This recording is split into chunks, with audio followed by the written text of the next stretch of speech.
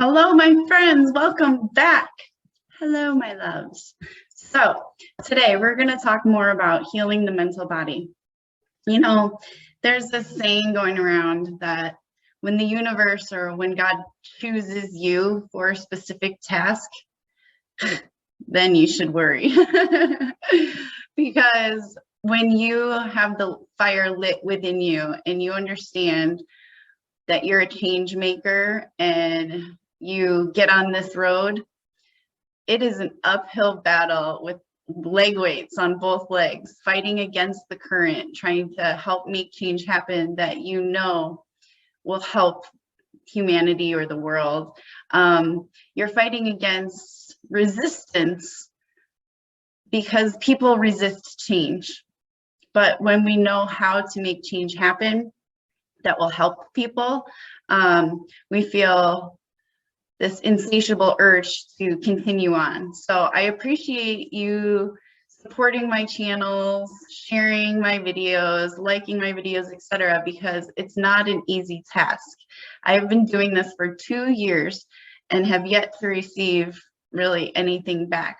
Yet I know that it is the right thing to do, to share knowledge, to help people heal themselves and feel like their most capable version of self. So this is all out of love, and I appreciate you guys. Just wanted to start out by saying that. Anyways, so in the healing community, we talk about how it's common, people say, hurt people hurt people. And this is very true. When you look at the world or when you interact with other people, you often see people bleeding on those who never cut them, right? They carry wounds within themselves and then they take it out on people who never did anything to them. And sometimes it's unconscious. They treat people a certain way without even realizing why. And they might not even notice, but other people do. And then that hurt keeps getting passed. Rather than passing love, hurt people hurt people.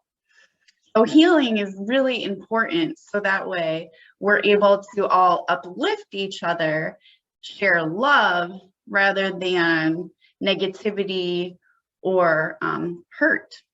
Passing hurt carries karma with it, right? So if we continue to hurt people, we continue to accrue karma to learn lessons, to go within and heal ourselves. And oftentimes people go their whole lifetime unconscious of their own actions and not learning their lessons, not staying in awareness, and never healing themselves. But now we're getting to a place in evolution, in human consciousness, where people are in awareness and they are beginning to take conscious action to go within and heal. And as more people do this, we spread the knowledge, we share the knowledge, and then it continues to exponentially grow. So one of the things that I wanted to mention was that personal accountability is of the utmost importance, right? Victim mentality is disempowering to self. So oftentimes empathetic people point the finger and say, well, that person's a narcissist and they hurt me and blah, blah, blah. Well, lack of boundaries is an unspoken acceptance of behavior. So if you're an empathetic person and you do not have boundaries and you continue to allow people to treat you a certain way, they will continue to treat you that way. Even if they're no longer in your life, the universe or God, whatever your belief or whatever you want to call the divine energy, will bring around another person to see if that empathetic person has learned their lesson. Okay, here's another person to treat you like trash and garbage. Are you going to allow it? Or are you going to have self-worth and self-respect and self-love and set a boundary and say, no, I don't accept people treating me this way? And then that empowers self by setting that healthy boundary. It also teaches the other person that that's not an acceptable way to treat a human being, right? So it not only empowers the person who's setting the boundary, but it does start to help empower and teach the lesson to the narcissistic person or the other person that they need to go within themselves, because it's not acceptable to treat people that way. The more people take personal accountability for their own thoughts, words, and actions, the better off everyone is. Because not only are we capable of setting healthy boundaries and having self-respect and self-worth, we're able to set the tone for other people. And the more people that do that, the more people will be forced to go within themselves, right? And it's not necessarily that people intentionally hurt people. They're hurt and they don't know another way to behave. And if we do not set boundaries, they will continue and continue and continue the same behavior until someone in their path says no. Set the boundary, and then they learn. And if they don't like that, they'll find another person who doesn't have boundaries and continue the behavior. But if everybody has boundaries and self-respect and self-worth, those people will have to turn inwards. They will have to take personal accountability. And with energy dynamics, if you watched part 1, you understand about the interaction and control dramas that we create with people, with transference of energy. Energy vampires only exist because we allow them to exist. If everyone understood energy dynamics and how energy transference worked, they would set healthy boundaries. And then those energy vampires would be forced to go inwards, to turn inwards for healing. And then they would be able to learn how to get energy themselves, how to connect. You know what I'm saying? So it takes everyone to get to that point where everyone's finding healing. It's funny because so quickly people take personal accountability when they're wronged for vengeance. It's very easy, it seems, for so many people to say, well, that person wronged me. I'm going to take personal accountability, be the judge, jury, and executioner, and I am going to take revenge or get vengeance on this other person. If it's so easy to take personal accountability in that respect, it should be just as easy to take personal accountability to set healthy boundaries and care enough about self to turn inwards, right? So ego always wants vengeance. Ego wants eye for an eye, you know? That person did this, so I'm going to do that to them. When in reality, most oftentimes, you can look back at a situation, and this is not always the case. I realize there are some people out there that have a horrific track record of abusing other people, and that's not what I'm talking about. But generally speaking, if you trace back the thought, words, and actions, you can kind of start to see, oh, well, I allowed this toxic behavior. I ignored a red flag, right?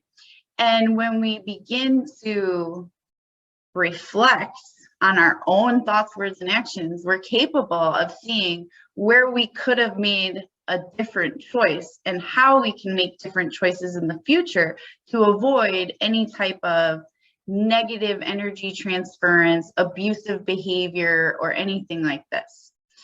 So people also don't have faith. They lack faith in divine justice and karma.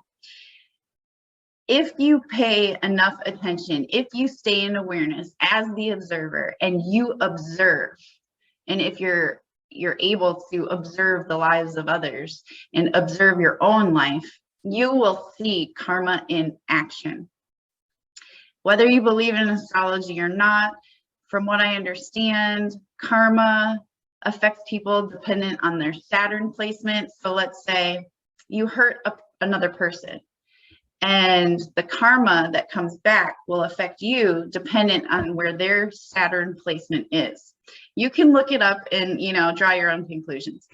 So anyways, healing the mental body, where we start is mindfulness. Mindfulness is step one.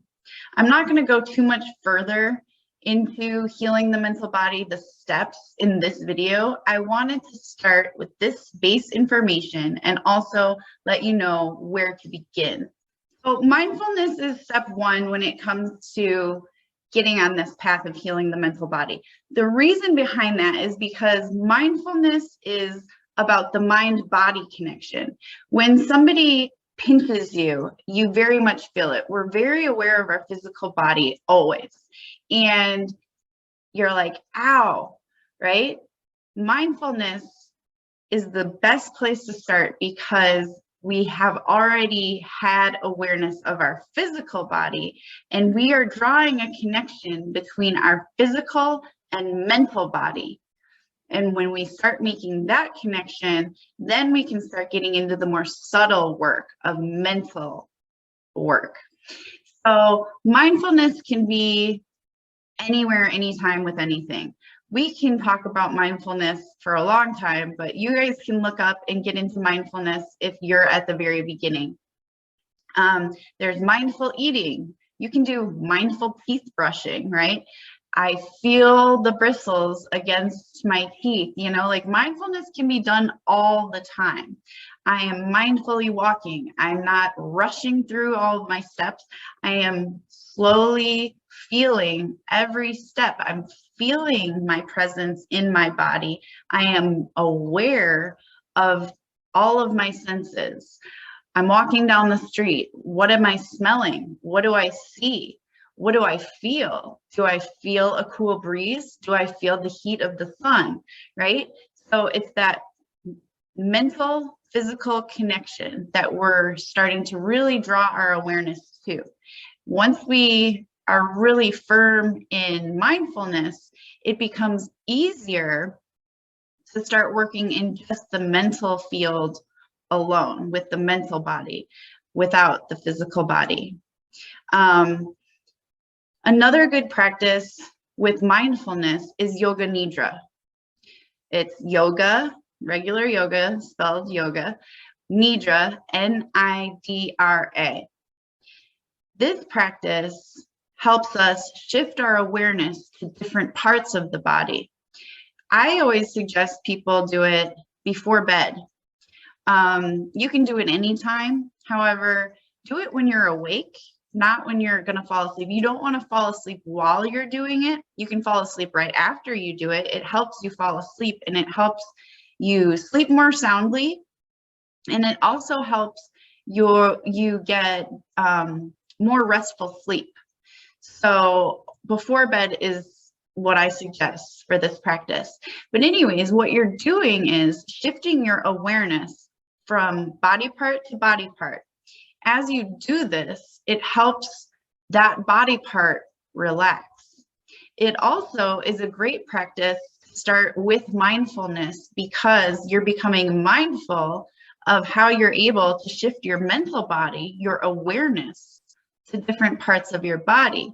This is also the mind-body connection. So it's incorporating both the mental and the physical body together. So when we start mindfulness and yoga nidra at the beginning of our mental healing, it works hand in hand, and it allows you to get more restful sleep. When we sleep more restfully, or did I say that right? When we get more restful sleep, we wake up feeling more refreshed, more energetic, and we're able to use our mind more efficiently. A tired mind is not efficient, right? So that's where I'm going to leave it today. I hope this helps get you started on the path to healing your mental body. There's so much more to come in this process, but if you really focus your healing attention on these two practices, mindfulness and yoga nidra, and you make it a regular habit, you will start to see results, noticeable change in your focus and concentration. You don't have to, it's misunderstood what meditation actually is.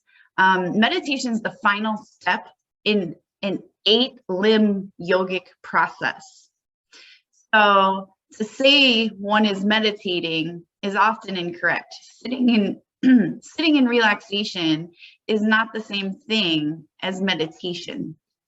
So as we start with mindfulness and yoga nidra, we are capable of getting on the path towards meditation, and it takes time and practice. However, every step of the way, you will start to see and feel the results of the time that you put in to your practice. So it's a very rewarding experience. Okay, my friends, that is all for today. I hope you start practicing mindfulness. You can do it all the time. Mindful eating, like look up mindfulness and you will see there are many different ways of practicing mindfulness. It can be done 24 hours a day if you really want to. It's about bringing your awareness to your awareness itself, physical, mental, body. Okay.